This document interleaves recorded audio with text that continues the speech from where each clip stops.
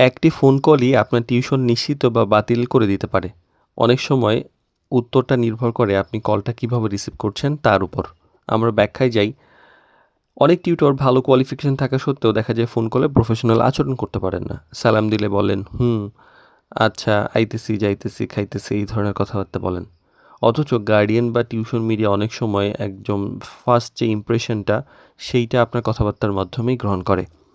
তো tuition BD শিক্ষক, শিক্ষার্থী এবং অভিভাবক সিরিজের ১১৮তম পর্বে আজকে কথা বলব যে টিউশনে কল রিসিভ করার শিষ্টাচারটা কেমন হবে।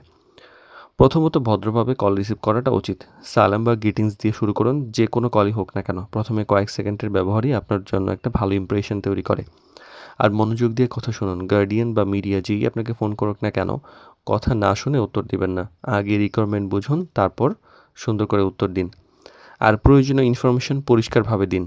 কোয়ালিফিকেশন, সাবজেক্ট এরিয়া, অ্যাভেলেবিলিটি, সংক্ষেপে এগুলো সুন্দরভাবে আত্মবিশ্বাসের সঙ্গে আপনি জানান। আর ব্যস্ত থাকলে আপনি ভদ্রভাবে সময় চেয়ে নিতে পারেন। কথা বলার মতো পরিস্থিতি আপনার নাই থাকতে পারে। সুন্দর করে আপনি বলুন যে, "আমি একটু ব্যস্ত আছি।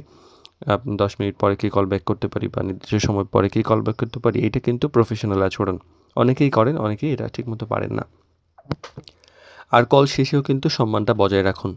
সিদ্ধান্ত যাই হোক না কেন, "ধন্যবাদ, আমি আ মানে ঠিক আছে" এরকম একটা কিছু দিয়ে কলটা শেষ করুন। একটা ভালো ব্যবহার কিন্তু আপনার ভবিষ্যতের জন্য সুন্দর অপরচুনিটি তৈরি করতে পারে। আর সবচেয়ে গুরুত্বপূর্ণ ব্যাপার হলো যে টিউশন কলে শুধুমাত্র যে আপনার তথ্য বিনিময় তা কিন্তু নয়। এটা আপনার কমিউনিকেশন স্কিল এবং প্রফেশনালিজমের একটা পরিচয়।